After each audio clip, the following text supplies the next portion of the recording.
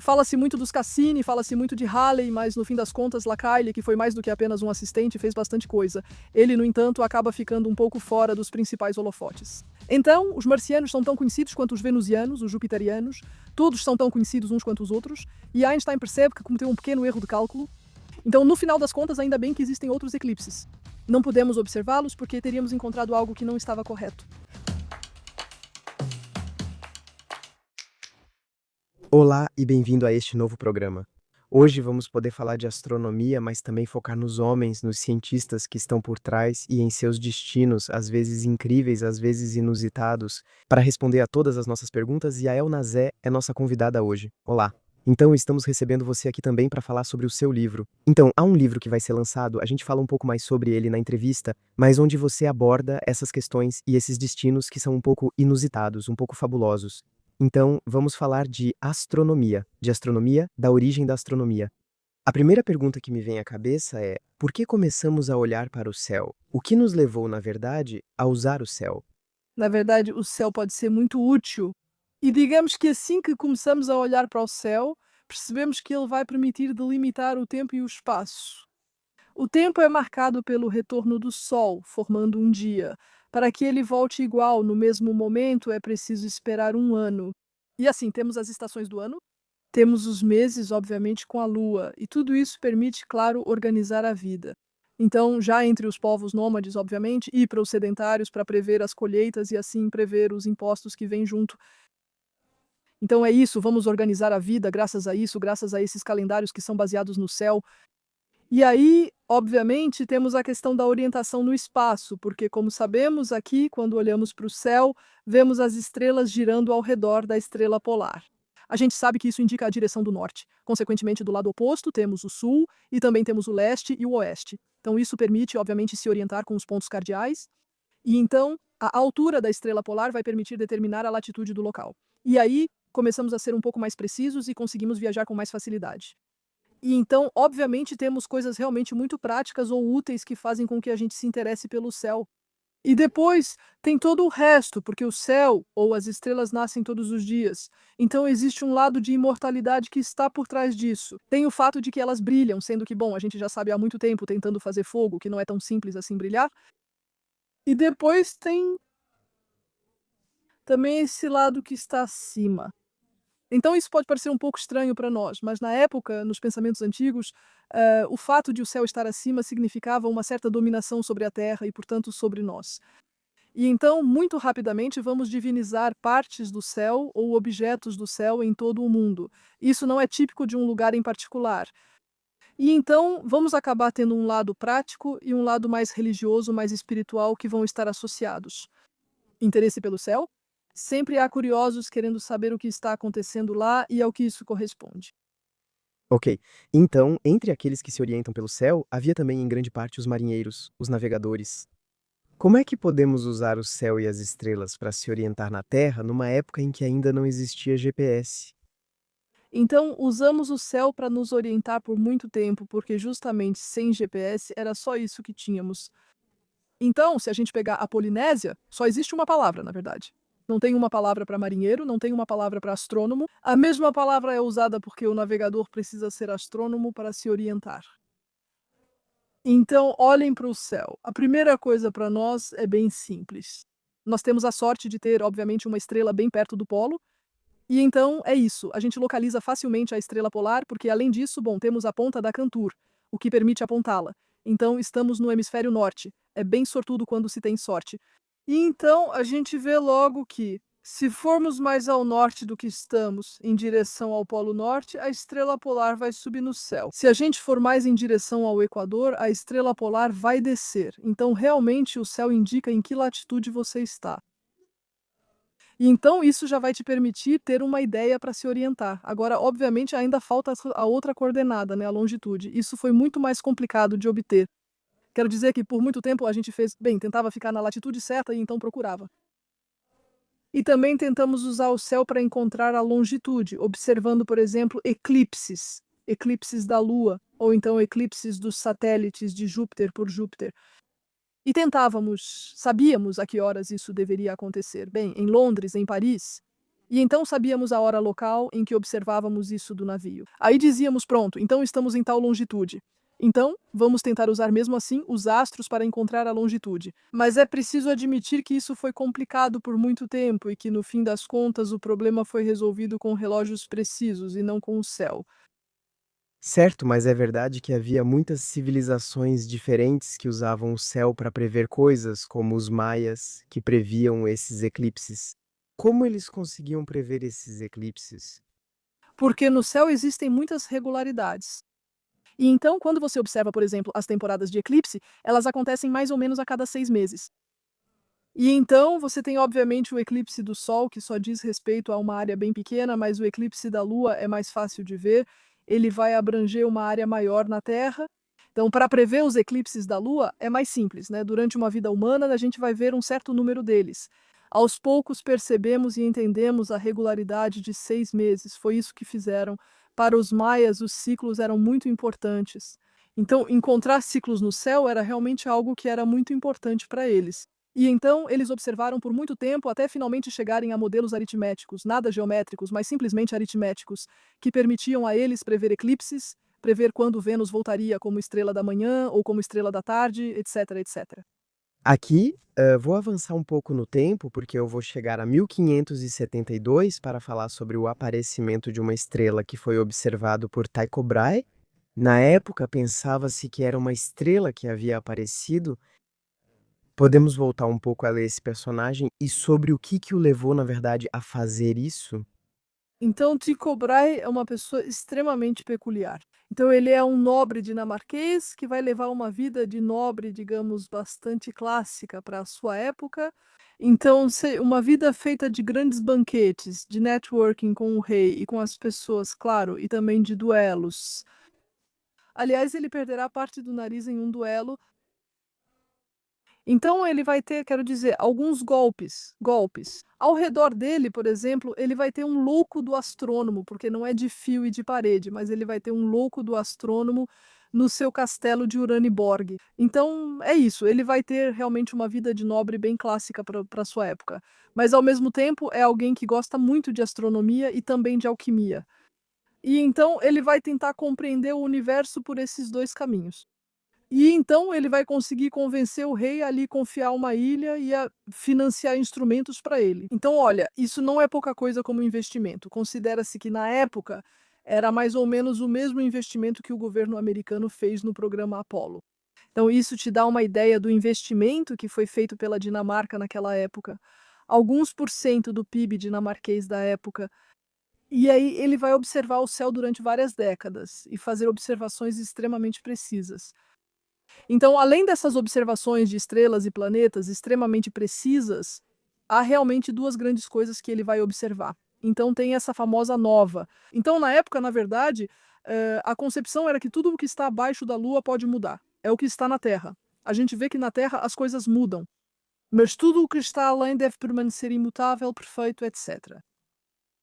Então, na verdade, o que acontece é que se aparece um cometa, se aparece uma nova estrela, isso deve ser algo atmosférico, então, certo?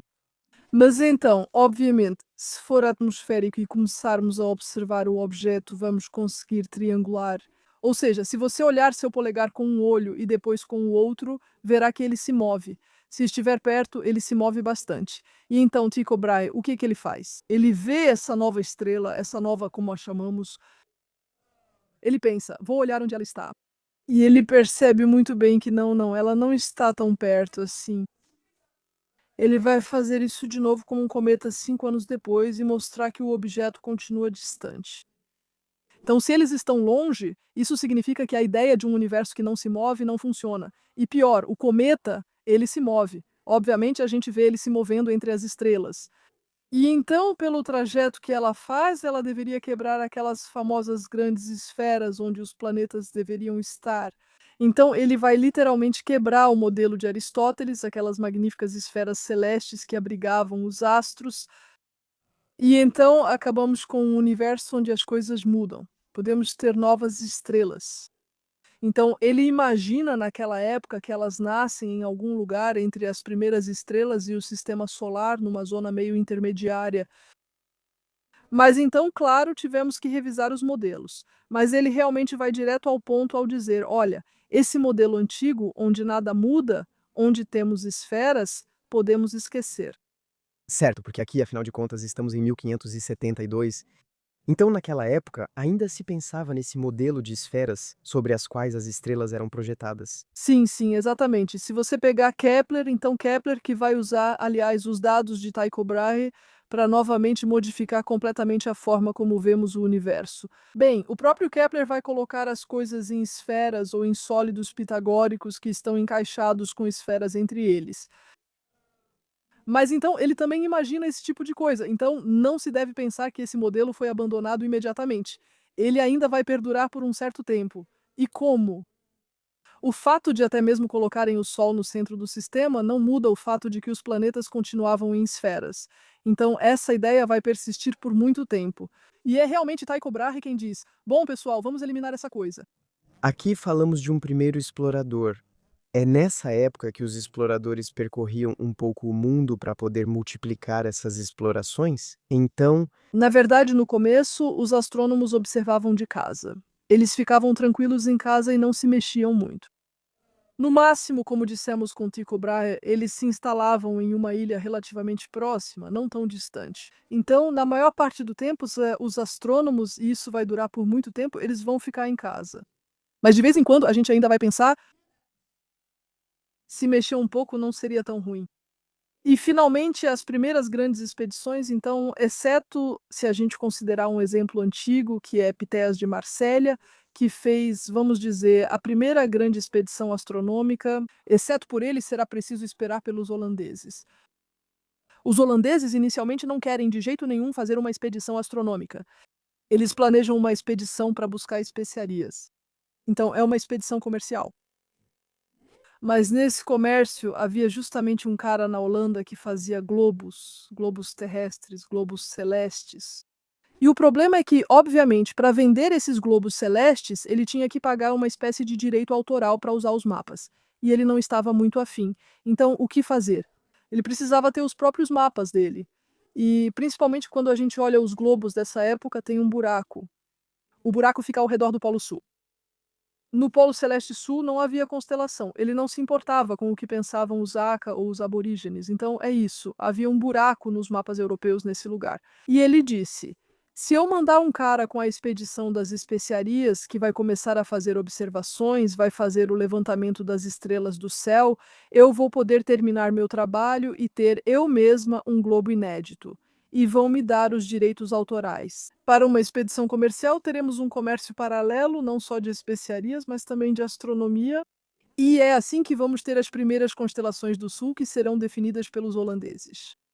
então, basicamente, as expedições começaram simplesmente por uma questão comercial. Muitas vezes são questões comerciais. E mesmo no caso da astronomia, as primeiras vão ser sobre isso. Mas muito rapidamente, obviamente, vamos perceber que podemos muito bem ir por razões puramente astronômicas. Tirando os holandeses, é fato que depois fomos lá rapidamente pela ciência. Então, falando em expedição científica, em 1669 teve Jean Picard que conseguiu calcular a circunferência da Terra com uma precisão imensa. Como é que se podia fazer isso naquela época para obter esse resultado com tanta precisão? Então, o interessante é ver como faziam um pouco antes. Porque o primeiro que fez isso na França se chama Jean Fernel. E o que que ele fez? Bem, ele saiu de Paris e pegou a estrada para Amiens, que era uma estrada bastante reta, então, ok, que vai para o norte. E então, o que que ele faz? Ele olha para o céu e decide avançar até o momento em que a posição das estrelas mudou 1 grau, certo? Isso significa que a latitude mudou 1 grau. Então, ao mesmo tempo, ele se organizou e contou o número de voltas das carruagens. As rodas das carruagens, ok? Ele contou quantas voltas deram entre Paris, onde desembarcou, e o ponto onde mudou 1 grau. E foi assim que ele fez uma primeira avaliação do comprimento do grau do meridiano. Então, quando temos 1 grau, multiplicamos por 360 e temos a volta da Terra, temos a circunferência. Primeira ideia é tentar descobrir. Alguns se divertem com correntes de agrimensores, mas ele preferiu as voltas das carruagens.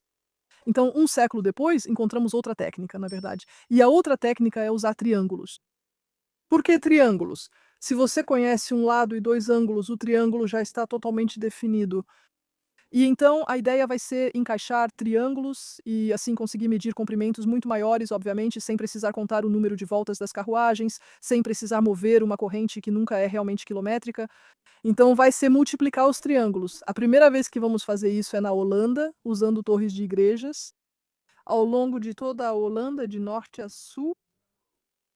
E então, obviamente, bom, foi uma primeira tentativa, também não foi super incrível em termos de precisão, e a primeira tentativa realmente precisa ser a de Jean Picard. O que que ele vai fazer? Ele também vai para Amiens, saindo de Paris rumo a Amiens, Saint-Jean-Géat, ele vai fazer 13 triângulos e vai medir os ângulos desses triângulos. E é preciso medir pelo menos um lado em algum lugar. E ao contrário do holandês Snell, o que Picard vai fazer é medir uma base, como se chama, muito maior, porque obviamente quanto melhor a sua primeira base for medida, Sim. quanto maior ela for, mais precisão você terá para o resto. E é isso que ele vai fazer. Ele vai medir não apenas dois ângulos, mas vai medir os três ângulos dos triângulos e vai escolher uma base bem grande. Essa base está entre Juvisy e Villejuif, e ele a medirá nos dois sentidos, para ter certeza de obter a precisão correta. E ele vai usar um padrão de medida que depois será colocado na parede do Châtelet em Paris. Assim temos certeza de que temos o padrão correto e sabemos exatamente do que estamos falando. E então é assim que ele consegue determinar que um grau do meridiano mede cerca de 111 quilômetros, o que é realmente muito bom. Sim, ele teve uma ótima precisão porque justamente usou essa nova técnica, mas tomando todos os cuidados possíveis. Certo, mais tarde vamos descobrir que, na verdade, ele cometeu um pequeno erro na medição da base e na medição dos ângulos. E ele teve uma sorte incrível, porque os dois erros se compensaram para ele. Mas isso vai causar problemas nas medições posteriores. O impressionante é que ainda é preciso intuir que a Terra é redonda para calcular sua circunferência. Ou seja, naquele momento já estava estabelecido que a Terra era redonda. Então isso não é um problema. Então o fato de a Terra ser redonda é algo que já é aceito há muito tempo. Às vezes, por razões um pouco místicas, os pitagóricos viam a esfera como algo perfeito. Para Eratóstenes, é claro que a Terra é redonda e ele a mede dessa forma. Precisamos perceber que nunca perdemos esse conhecimento. Parece que Cristóvão Colombo provou que a Terra é redonda, mas isso não é verdade. Os estudiosos já sabiam disso, e nos círculos mais letrados era conhecido. Governantes e o povo ignoravam, mas no fim também não precisavam saber. Eles também não viajavam longe. Quando começaram as expedições, por exemplo, para observar o céu do hemisfério sul, isso ficou evidente. O céu não se comporta como se a Terra fosse plana. Então, quando você se desloca o suficiente, se você se mover apenas algumas centenas de quilômetros, tudo bem, você não vai ver a diferença. Mas quando começa a mudar de hemisfério, fica claro que você realmente vê o céu se inclinando e não o céu sendo comprimido de um lado. Então você realmente vê, é bastante óbvio, ao olhar para o céu, que a Terra é redonda, e portanto, inevitavelmente, Picard vai partir desse princípio. Mas se pegarmos as medições feitas para Al-Mamun no século IX, no deserto da Síria, é a mesma coisa. Para eles é óbvio que a Terra é redonda. Tudo depende de se deslocar o bastante. Enquanto ficamos em um só país, é complicado ver a redondeza da Terra. Mas, por outro lado, se começarmos a nos deslocar mais, isso se torna bastante óbvio. Isso é impressionante. Também quero falar sobre Edmund Halley, famoso por seu cometa. Qual foi o papel dele na exploração na astronomia de maneira geral? Então, Halley vai ser extremamente conhecido pelo seu cometa, mas Halley, na verdade, é alguém que vai justamente explorar um pouco o céu do sul. No início, ele faz isso ainda como estudante e não é conhecido. É isso, ele é apenas o filho de um rico comerciante que tem muito dinheiro, mas no geral ele está tentando descobrir como fazer seu nome.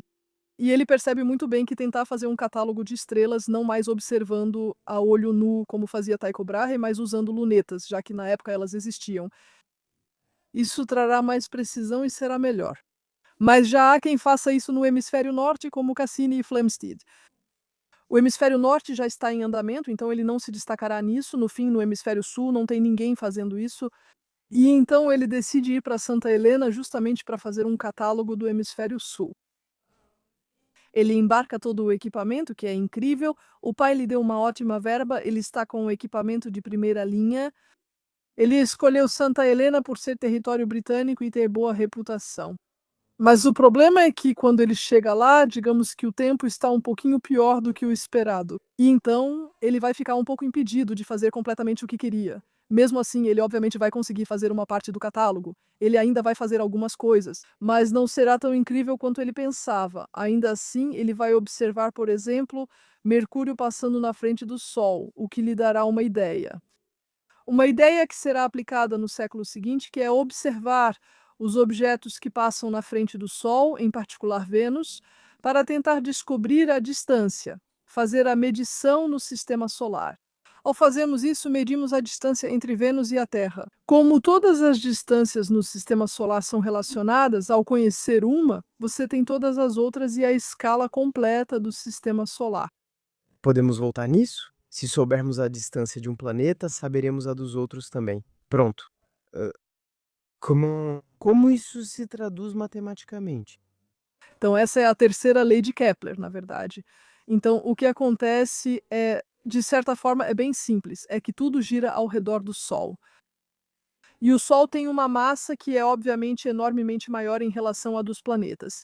E então, no final das contas, tudo vai estar ligado pela gravidade do Sol. Todos esses planetas giram ao redor do Sol. Se ajustarmos um pouco as equações da gravidade, chegamos à famosa terceira lei de Kepler, que Kepler, já que ele a encontrou de maneira empírica, mas que justamente relaciona o período, ou seja, o tempo que leva para dar uma volta ao redor do Sol e a distância.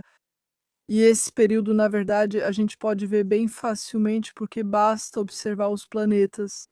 Também não é tão complicado assim ver quando elas voltam para o mesmo lugar no céu. E então, a partir daí, você tem as proporções. Você só precisa uma só uma. Você conhece a distância real de uma, e aí você tem a proporção para todas as outras. Em relação aos exploradores, tem um que me fascina, é o Lacaille, e o que ele queria realizar na expedição dele em 1750. Então, o Lacaille, na verdade, ele quis ir para o hemisfério sul para ter um catálogo extremamente preciso. Vale lembrar que ele já havia feito um catálogo de estrelas no norte. Então, na verdade, há pouco eu disse que Tycho Brahe observava a olho nu. Halley usará óculos para observar melhor. Bem, Lacaille vai adicionar mais um detalhe, ou seja, no seu telescópio ele vai instalar o que chamamos de micrômetros filares ou retículos romboidais. É isso. É uma pequena peça que você adiciona ao seu telescópio para ter uma referência no campo de visão da luneta. E então aí não é só que você tem precisão na posição da luneta, mas também dentro do campo você vai poder medir com muito mais precisão. Então a gente sabe tecnologicamente que somos melhores. Estamos cerca de um século após a expedição de Halley. Então ele sabe que vai conseguir ganhar uma ordem de grandeza em precisão. Ele fez isso para o hemisfério norte e pode completar com o hemisfério sul. Então ele propõe ir para a cidade do Cabo, porque é uma cidade que é bem servida, que é uma cidade, enfim, quero dizer, ele conhece pessoas, então ele sabe que se houver algum problema, ele sempre pode contar com pessoas lá. Então ele não está no meio do nada, sem ajuda nem nada. A cidade do Cabo é tranquila e além disso fica bem ao sul, então para observar é ótimo. E ainda por cima, o tempo é bom na cidade do Cabo. Então isso não atrapalha em nada, né, ele vai poder ir. Então ele realmente parte em outubro de 1750 de Paris e depois vai para Lorient. De Lorient ele pega o navio. Eles enfrentam pequenos problemas no caminho, desviam para o rio e ao se aproximarem da cidade do Cabo, não atracam de imediato devido ao vento. Por fim, ele chega atrasado. Mas o pessoal da cidade do Cabo o espera e está pronto para ajudar. Dão a ele uma acomodação muito boa com um rapaz que mora com um colono lá, que faz de tudo para ajudá-lo, para instalá-lo no observatório, etc. E então, a princípio, ele foi para determinar as coordenadas, as latitudes e longitudes da cidade do Cabo. Muito precisamente, fazer seu catálogo das principais estrelas do Sul. E também observar os planetas, especialmente Marte e Vênus, para tentar justamente obter essa famosa escala do sistema solar. E então ele vai começar essa observação. Há muito vento no Cabo, por isso ele não consegue observar o tempo todo como gostaria. Mas ele observará cerca de 400 estrelas brilhantes com precisão. E ele pensa: há muitas estrelas no céu do sul. O catálogo de Halley nem é tão bom, vejo mais, então decide: no fim farei mais. E então ele começa a observar. E aí ele vai apenas olhar para elas na direção norte-sul, ou seja, o meridiano. Então isso permite compensar o vento, porque ele vai abrir só um pouquinho o telhado, só nessa linha. E aí o vento pode soprar como quiser. Ele, de qualquer forma, não liga para isso. E então, durante as noites em que há muito vento, ele vai observar, na verdade, quase 10.000 estrelas pouco brilhantes que não são nada conhecidas. E ele não só vai catalogá-las, mas vai realmente fornecer as coordenadas com precisão. Então ele faz tudo isso. E aí ele percebe que, bem, vai ser preciso criar novas constelações. Então ele adiciona 14 novas constelações ao hemisfério sul. Então, ao contrário dos holandeses, que seguiram uma tradição um pouco, digamos, um pouco folclórica, um pouco mitológica, bem, Lacaille decidiu dar. É o século das luzes, então vamos lá, vamos dar nomes legais, tipo máquina pneumática. Então é um pouco peculiar. Vemos claramente interesse por artes e ciências surgindo no céu do sul, graças a Lacaille. E, bem, Lacaille vai, enfim, ele vai fazer coisas bastante extraordinárias, porque a maneira como ele observa é incrível, sabe? E para poder observar essas estrelas fracas, ele precisa, obviamente, começar a anotar algumas coisas durante a noite. Mas se você anota, você precisa de luz. E então, se você coloca luz, você arruína a sua visão noturna. Então, o que que ele faz? Ele olha com um olho pela luneta e fecha esse olho, e usa o outro para anotar. Mas você imagina a ginástica a noite toda, de passar de um olho para o outro assim. E além disso, bom, às vezes, enfim, são horas e horas durante a noite. Então, como ele faz para ficar acordado? Bem, na verdade, no Oriente, ele adotou um filhote de cachorro. E ele treinou o filhote para vigiar durante a noite, para acordá-lo quando ele começava a não adormecer. Então, Lacaille é uma figura. Ele previu que levaria um ano para concluir seu catálogo de estrelas brilhantes. Em apenas um ano, ele fará seus catálogos de estrelas brilhantes e pouco brilhantes, observações planetárias e tudo o que planejou e ainda mais. O problema é que, por ter chegado atrasado, ele perdeu a temporada de retorno dos barcos. E então, por isso, ele ainda tem um pouco de tempo para matar. Então, já que está lá, ele vai começar a medir o grau de meridiano na região do Cabo, ele vai fazer várias coisas assim por lá. Porque, bem, Lacaille faz um monte de coisas. Então, o que é engraçado é que ele vai voltar fazendo um pequeno desvio por Maurício e pela Ilha da Reunião.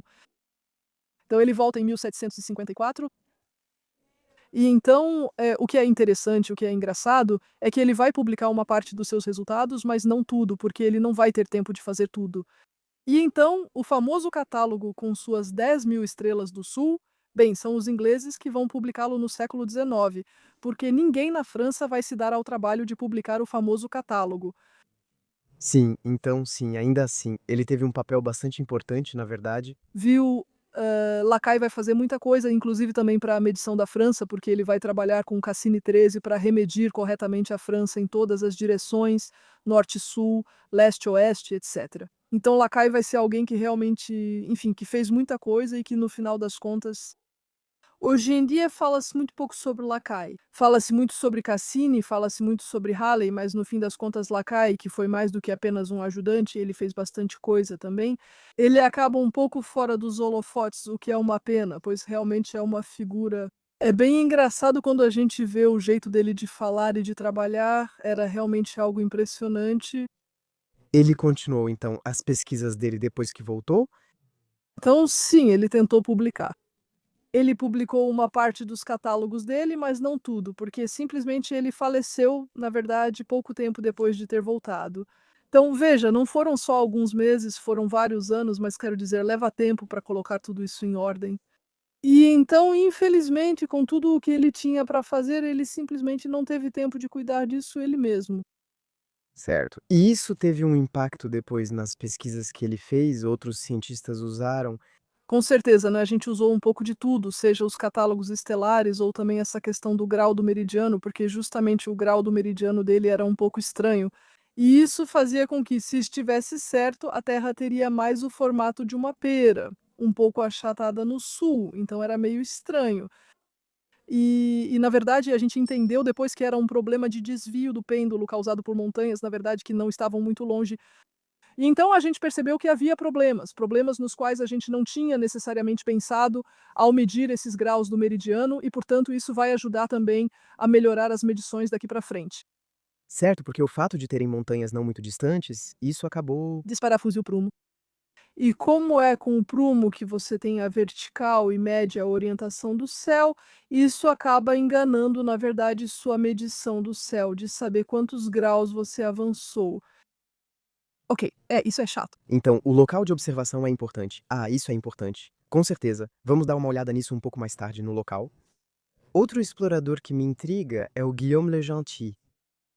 Então ele teve uma jornada interminável para observar Vênus. Podemos voltar a falar sobre isso? Então ele, na verdade, faz parte dessas famosas expedições criadas para observar o trânsito de Vênus. O trânsito de Vênus é realmente Vênus passando na frente do Sol. Então é preciso que a Terra, Vênus e o Sol estejam perfeitamente alinhados. E isso acontece, né, a cada século há 2 trânsitos separados por cerca de 8 anos. Então não pode perder, não pode perder. Então Alais teve a ideia de usar isso. Ele sabia que não veria, porque os trânsitos do século XVIII eram muito tarde em relação à vida dele. Então ele sabia que realmente não veria. Mas ele incentivava os outros a observar. Os franceses vão se mobilizar especialmente, tentar mobilizar todo mundo em torno dessa ideia, e então organizar várias expedições em vários lugares. Eles também vão definir em quais locais era preciso ir para poder observar da melhor forma possível. Eles enviam pessoas para vários lugares. Um vai para a Sibéria, outro para a Ilha Rodrigues. E então o Gentil ele deveria ir para a Índia, para Pondicherry, que é um entreposto francês. Perfeito, é exatamente o lugar ideal para observar esse famoso trânsito. Só que, quando ele chega perto da Ilha da Reunião, ele descobre que há muitos problemas do lado da Índia. E que justamente os entrepostos ainda há guerra com a Inglaterra que tenta tomar esses entrepostos. Então dizem para ele: não, não adianta. Não, você não vai. Ele vai mesmo assim, na surdina. Ele foi um dos primeiros a sair, partiu bem antes dos outros, mas acabou ficando preso e teve que esperar. Ele não tem escolha, ele tem que esperar. Então ele pensa em ir para outro lugar. Mas dizem para ele: não, não, escuta, você fica aí e espera. E então no final ele fica lá. E em um certo momento chegam notícias de que afinal, talvez nas batalhas, isso vá favorecer os franceses. Então vai lá. Então tem um navio que parte. Ele embarca com seu equipamento e vai. Quando chegam perto da Índia, descobrem que, na verdade, não tiveram sorte. Pondicherry estava ocupada pelos ingleses. E então, bem, voltam, né? Então, obviamente, Le Gentil tem uma crise. Ele exige do capitão que o desembarque. Se for inglês, vai dar um jeito. Ele não se importa, só quer estar em terra. Mas, claro, parece suspeito querer desembarcar em território inimigo. A partir daí, começamos a desconfiar um do outro. O que você faz exatamente? Ele é obrigado a ficar e ver o trânsito no barco. Então, ele vai ver, mas por outro lado, como ele está bem no meio do oceano, ele não tem as coordenadas. Então, não adianta de nada. Então, ele volta, ele está completamente desanimado. Enfim, ele se sente totalmente inútil. E aí ele pensa: bom, o que eu posso fazer se eu voltar para a França? No final das contas, os outros observaram, eles têm dados. E eu aqui, como uma idiota, não tenho nada. É. Então ele pensa: bom, no fim das contas, entre dois, são só 8 anos. Bom, esperar. E então ele espera. No local? Ele espera no local. E, e então ele começa a pensar: sim, mas o trânsito, onde é que ele deveria ir para ver isso? E ele acaba pensando que talvez na região de Manila seria interessante. E então, em um certo momento, ele pega um barco e vai em direção a Manila. Mas então isso não é francês. As Filipinas, então, eram espanholas naquela época, então ele não estava exatamente em território amigo. E, bom, ele tinha avisado a academia. Quando recebeu a mensagem da academia, ele já havia partido. E quando a mensagem chega até ele, porque a gente transfere a mensagem, né? Mas sim, ele chega em 1767, enquanto, como se diz? O trânsito é em 1769. A mensagem apenas diz: não, não. Você vai observar isso da Índia, de Pondicherry. Então, bom, ele não quer, sabe? Ele não quer recomeçar. Ele não quer mais ouvir falar da Índia. Mas aí os espanhóis dizem: mas espera aí, por que ele não pode ir, hein? Dizem para ele voltar para o lado francês. E ele quer ficar aqui. O que ele quer? O que ele faz exatamente? Então ele começa a ter problemas com as autoridades locais. E aí ele precisa sair discretamente. Ele retorna ao lado francês e por fim chega à Índia. Sem problemas. Pondicherry é francesa. Tudo certo. Ele faz várias observações, né, se informa sobre a astronomia indiana e realiza outras atividades. E então, no dia do trânsito, há nuvens. E o coitado que esperou vai rápido. Pronto. Que azar. Tem nuvens. E então, o que você quer? Tem nuvens. E as nuvens? Ali, ele faz uma prisioneira. Então, ele volta para a região da reunião. E tudo isso Frequentemente, ele se deprime, pega um barco de novo, enfrenta problemas e retorna. Ele nunca consegue voltar para casa. E então, finalmente, tem um barco que o leva. Espanhol. E então ele vai atravessar os Pirineus de novo. Quando ele chega na França, todos pensam que morreu, pois não tem notícias dele há anos. Ninguém sabe mais o que fazer. Agora estão resolvendo a herança dele. Ele terá que ir ao tribunal para provar que está vivo e pedir suas coisas de volta.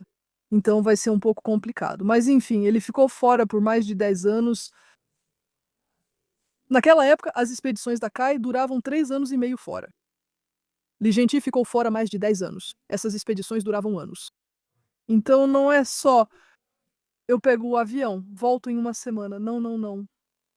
Aqui é realmente uma expedição, no sentido das expedições organizadas por Cook ou Magalhães ou algo assim. São realmente grandes expedições que vão levar tempo, que vão ser complicadas. Isso. E é verdade que é impressionante, porque hoje em dia a gente pode viajar com bastante facilidade. Enquanto naquela época, para fazer essas explorações, às vezes era o trabalho de toda uma vida, na verdade. Ah, sim. Sim, com certeza. E até mesmo viajar dentro da França. Tem gente que, Chape, quando vai para a Sibéria só para ir de Paris a Estrasburgo, seus instrumentos já estão quebrados. E é em Estrasburgo que vão dar para ele novos termômetros, tubos de abertura, etc. E para ir de Paris a Lorient, a CAI já vai levar 2 semanas. Ele realmente fez várias paradas em pousadas pelo caminho, é verdade. Mas enfim, é isso. Hoje em dia, é claro, a gente nem imagina que seria preciso tanto tempo mesmo só para pegar o barco. Então, outro destino que eu acho bastante atípico é o de Jules Janssen, que escapou de Paris, sitiada de balão, para ir observar um eclipse na Argélia. Podemos voltar a essa história? Então, ele é claramente um explorador nato. Ele adora astronomia, mas também gosta muito de viajar. E então, nesse caso, na verdade, a observação do Sol seria realmente algo a que ele dedicaria bastante tempo. E alguns anos antes, ele foi ao Everest e mostrou que existiam estruturas, o que hoje chamamos de cromosfera, onde há as protuberâncias solares e tudo isso, na época só podiam ser vistas durante eclipses. E Jansen vai mostrar que é possível vê-las em qualquer lugar do Sol, mesmo quando o Sol não está eclipsado.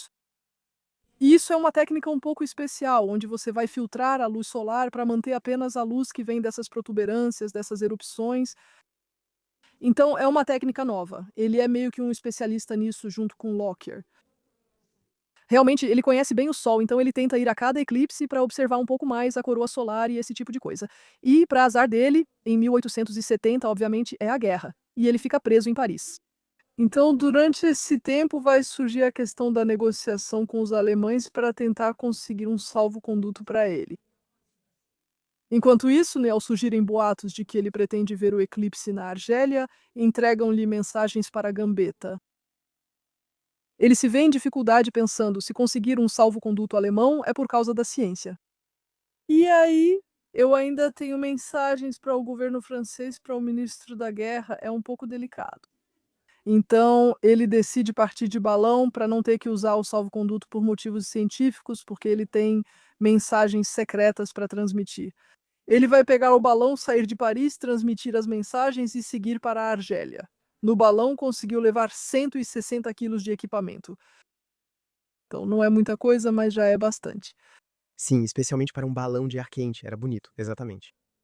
E então depois ele vai ser o homem das montanhas, porque vai querer criar um observatório em uma montanha, e aí ele vai escolher o Mont Blanc. Como é a mais alta, ela pensa: pronto, é o melhor lugar. E então ele é bem jovem, tem problemas para andar, mas mesmo assim ele vai escalar o Mont Blanc várias vezes de uma forma bem interessante, em cadeiras escada. É um pouco diferente. Mas ele consegue ir até lá e estabelecer um pequeno observatório lá que não vai durar muito tempo. Porque ele não percebeu que a neve lá no topo do Mont Blanc se move, e então o observatório dele, no início do século XX, teria que ser desmontado. Mas é isso. Isso permitiu a ele mostrar que quando observamos as estrelas, quando observamos o que chamamos de espectro, então, é como a luz se distribui de acordo com a cor. Bem, na verdade, existem perturbações que são causadas pela atmosfera. E justamente indo para o topo das montanhas, podemos nos livrar um pouco dessas perturbações que vêm da atmosfera.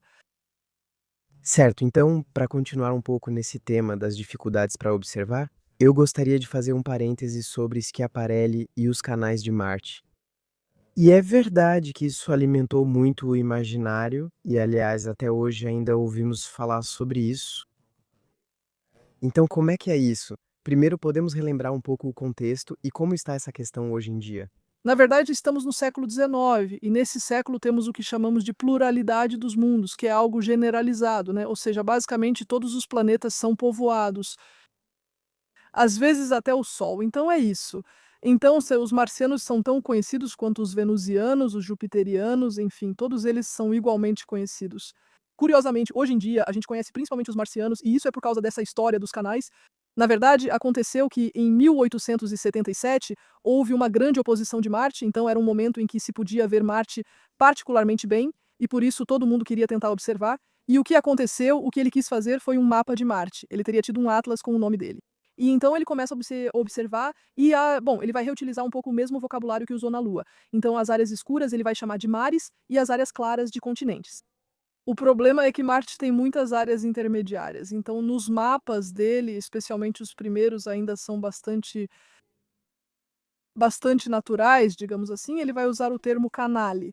Agora, o termo canale ele não foi o primeiro a usar, Angelo Secchi já tinha usado um pouco antes e em italiano, nessa ideia, era canale, no sentido de channel em inglês, então era uma estrutura natural, como o Canal da Mancha, né. Mas obviamente quando passou para o francês, canale é italiano, canale ok, mas aí a gente tinha acabado de terminar o Canal de Suez, então nesse caso não foi pelo sentido de channel, mas sim algo realmente artificial. E da mesma forma, ele mesmo não protestou totalmente. E quando vemos as observações de Barthes, depois de 1877 então, são observações que são menos boas, as condições são piores. Temos esses canais que ficam mais finos, que se tornam mais retos em comparação com seus primeiros mapas. É bem peculiar, há uma mudança. E então, bem, esses canais ficam mais finos, e aí, bom, alguns vão dizer, bem, não são apenas estruturas naturais, realmente, há mesmo pessoas lá que constroem, então existem marcianos, e então vamos ter como duas pessoas que vão assumir isso completamente. Do lado americano, temos Percival Lowell, que vai fundar o Observatório de Flagstaff, e do lado francês, temos Camille Flammarion. Obviamente, tanto Lowell quanto Flammarion são pessoas que vão fazer muita divulgação científica, que vão escrever bastante na imprensa da época e que vão realmente popularizar essa ideia. Existem marcianos, o que faz com que isso realmente influencie e permaneça no imaginário coletivo. Isso não quer dizer que na época todos os astrônomos pensavam assim. É verdade que o grupo que acreditava em marcianos era bem minoritário, a maioria dizia assim: bom, então, temos linhas finas, mais ou menos naturais, mais ou menos finas, mas temos vegetação em Marte, isso, né? O fato de ter vegetação, isso era aceitável. Apenas uma pequena minoria do outro lado dizia: não esperem, não há vegetação nem marcianos, vamos com calma. Pronto, então vocês aqui estão certos. Sim, mas bom, é isso. Digamos que o grupo majoritário não era exatamente o mais expressivo, vamos dizer assim. E então essa ideia de marcianos realmente se espalhou. Tanto que tivemos, por exemplo, A Guerra dos Mundos, de Wells. Se temos esse romance com marcianos chegando, é porque naquela época havia toda essa ideia de marcianos por toda parte. A ideia de ver canais hoje é entendida como um problema. Aliás, já naquela época haviam sido feitos experimentos sobre isso. É só a nossa mente, na verdade, a nossa mente. Quando vemos coisas um pouco difíceis de distinguir, tentamos associar a alguma coisa. E linhas retas são bem fáceis. Então, quando não enxergamos direito, temos tendência a tornar as coisas mais geométricas do que realmente são. E isso, de fato, é coisa do cérebro mesmo. Quero dizer, não tem o que fazer. É assim. E tem pessoas que perceberam isso, como eu disse, fazendo experimentos ou de diferentes formas.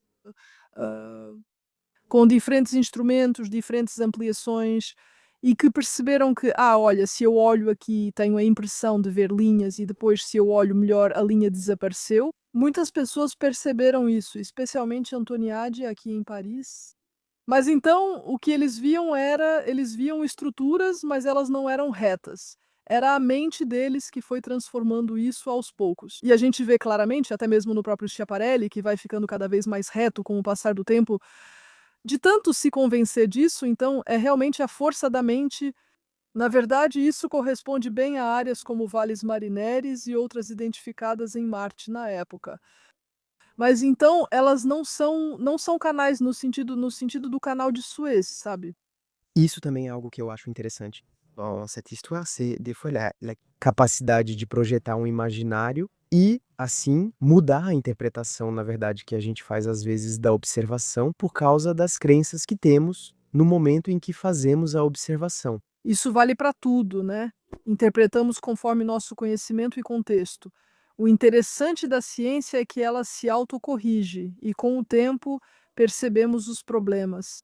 Então, bom, às vezes leva tempo para perceber, pode levar séculos ou milênios antes de corrigir, mas a gente sempre acaba corrigindo. Então, o lance é esse, é que a ciência é um processo, né? A gente vai acumulando observações, acumulando coisas, e aí percebe se tinha algo ali porque interpretamos errado. No final, isso vai nos levar a um erro tão evidente que a gente vai acabar percebendo. Voltando então para a parte da observação, como é que se observava o céu naquela época? Por exemplo, em 1609, de quais ferramentas a gente dispunha para observar o céu? Então, antes de 1608 era só o olho nu. Vamos ser claras, ainda não existiam instrumentos, a primeira luneta será oficialmente nomeada, digamos, no outono de 1608, e então depois teremos os telescópios e, bem, instrumentos ópticos mais sofisticados, mas antes disso só tínhamos o olho nu. Então, obviamente, podemos usar o olho nu com pequenos instrumentos. Então, o que vamos usar principalmente?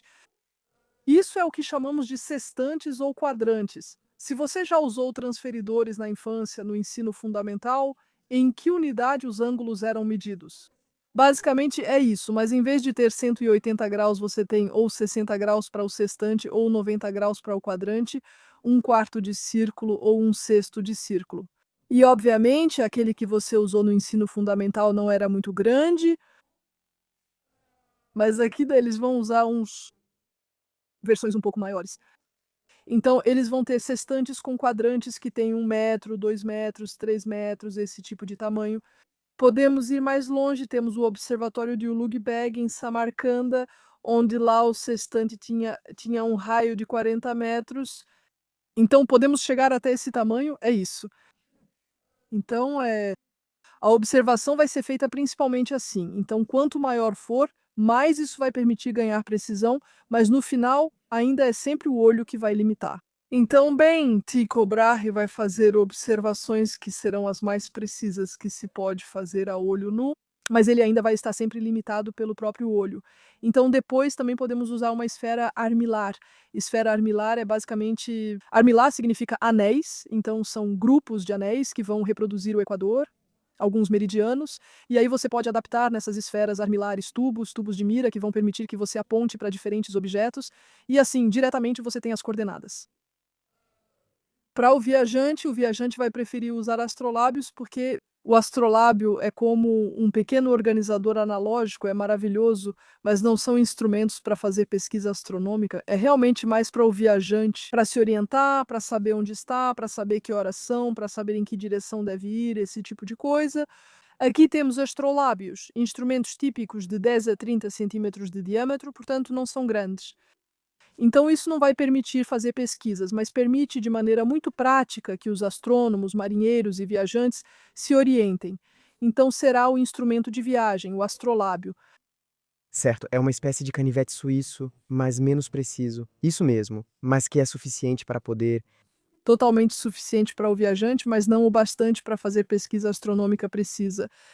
Agora chegamos a uma época mais moderna. Estou pensando no eclipse de 1919, que foi um evento histórico, porque permitiu confirmar também a teoria da relatividade, especialmente a teoria de Einstein.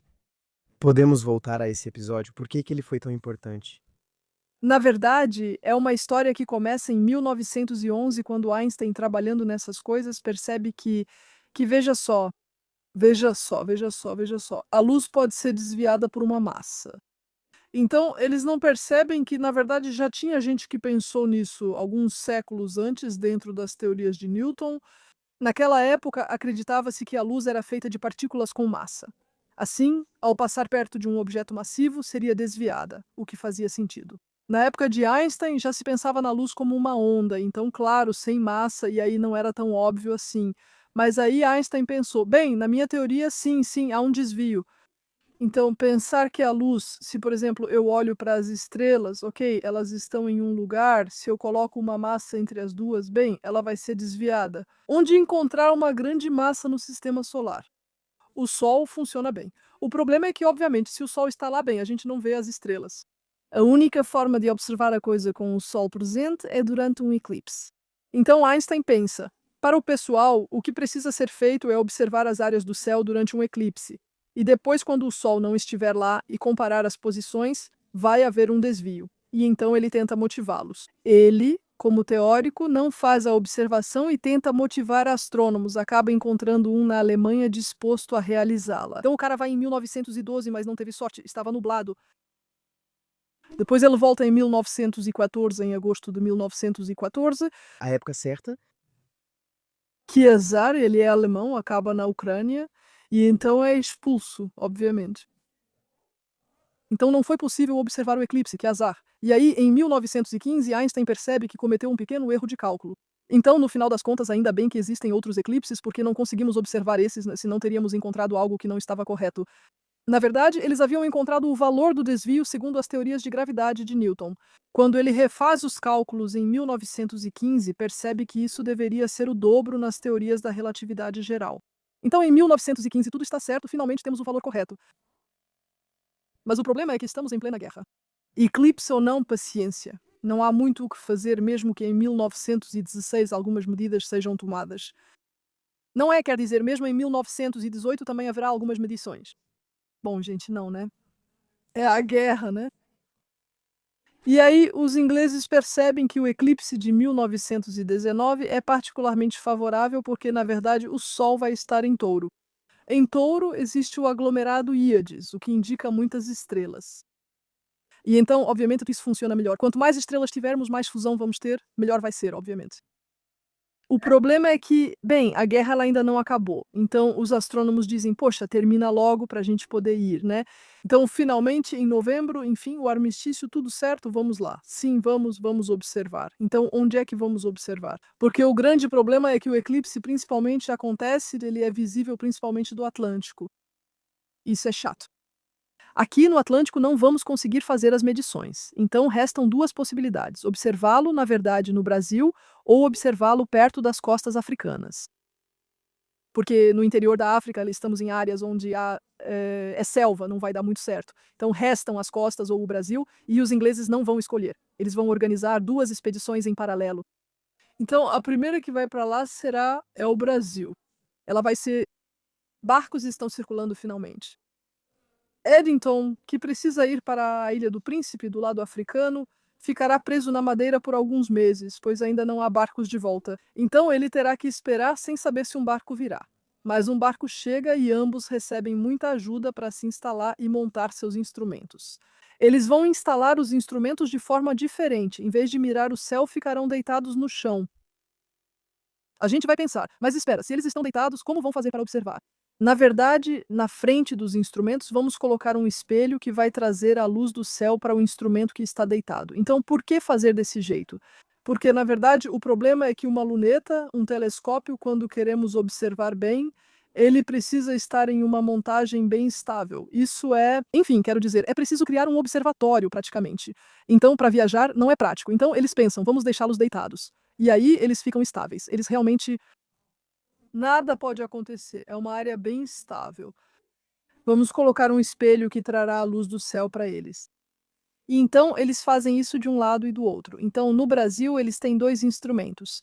E em Príncipe, Eddington tem o gêmeo de um dos instrumentos que está do outro lado.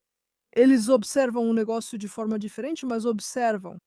E aí, obviamente, quero dizer, vão surgir alguns probleminhas aqui e ali. Primeiro, quando há um eclipse, claro, o Sol está eclipsado, mas ainda tem a coroa solar ao redor. E a deflexão é maior quando estamos na borda do Sol. E aí não é possível observar, porque tem a coroa. Vai ser complicado, pois a deflexão terá que ir mais longe e por isso será mais fraca. Além disso, em Príncipe, o tempo estava ruim. Eles observam um pouco entre as nuvens, mas não é grande coisa. Por outro lado, ele teve um tempo muito bom no Brasil. Só que aí o problema é que fez tanto calor que os telescópios deram defeito e um deles perdeu o foco. Por isso, as imagens ficaram um pouco borradas e eles trazem de volta as placas fotográficas para a Inglaterra. Eles começam a medir cada um por conta própria e acabam chegando a uma medida. Considerando que alguns instrumentos perderam o foco, é isso mesmo. Que de fato essa medida é compatível, muito mais compatível com Einstein do que com. Vamos supor que tudo foi provado. A manchete será que uma teoria improvável confirmou que Einstein estava certo, estampando capas de jornais e tornando-o uma celebridade instantânea. No campo científico, é preciso admitir que o problema era as margens de erro ainda serem grandes. Então, elas claramente favoreciam Einstein. Houve discussões depois para ver se Eddington não tinha manipulado as medições e coisas assim, mas na verdade não. Refizeram as medições nas placas, então sabemos que os resultados estavam corretos como anunciado. Mas, digamos que gostaríamos de uma precisão um pouco melhor.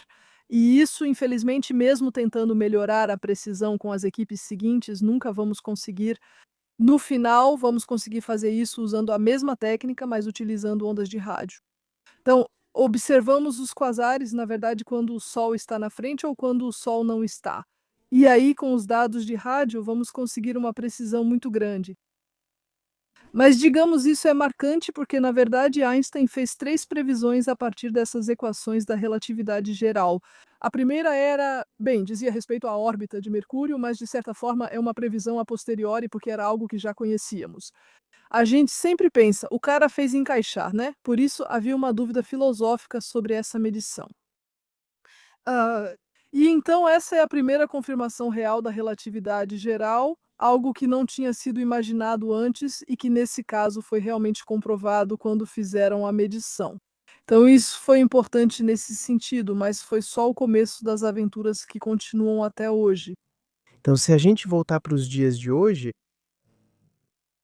onde a gente instala os diferentes locais de observação? Por que escolhemos certos locais em vez de outros? A gente falou agora há pouco sobre as diferentes dificuldades que podemos ter em relação à observação, seja o clima, mas também vários outros fatores. Como escolhemos os locais de observação atualmente? Então, por muito tempo eu dizia, o astrônomo observava do próprio jardim, e também o jardim, quando estamos na França, na Inglaterra ou na Bélgica, não é lá essas coisas também.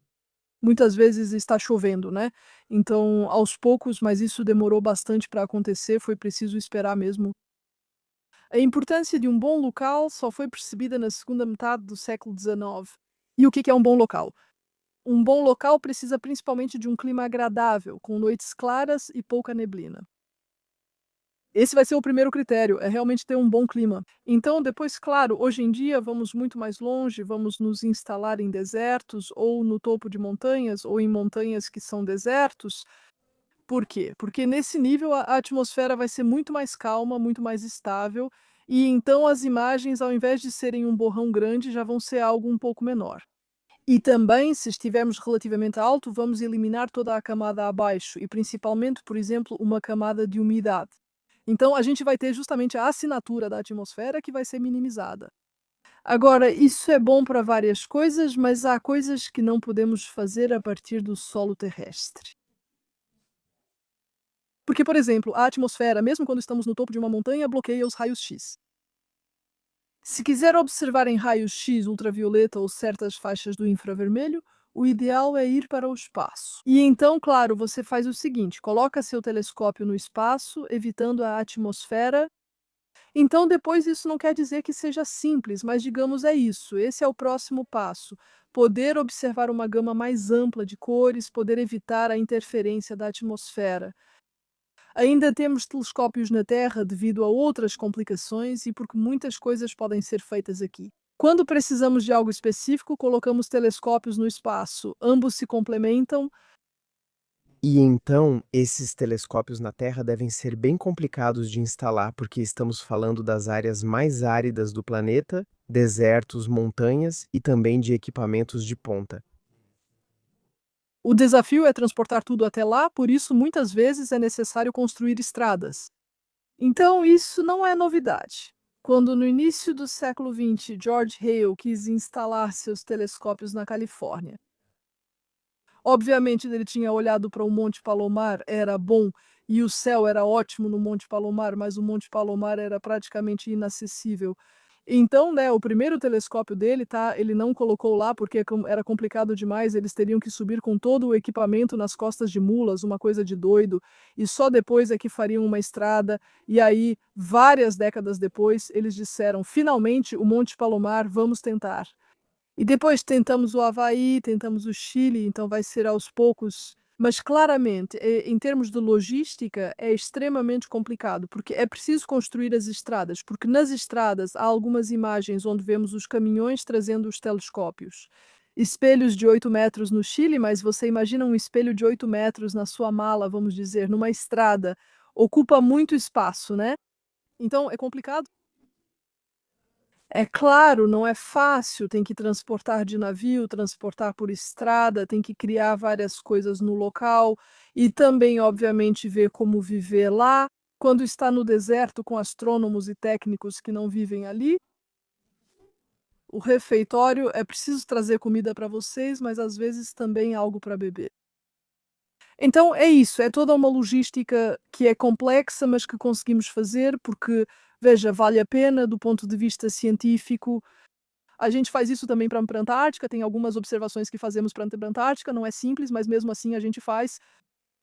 A gente não pode simplesmente decidir: vou colocar meu pequeno telescópio de 50 centímetros. Não se constrói estrada para telescópio de 50 centímetros, mas para grandes telescópios e projetos, isso se justifica como parte do investimento necessário.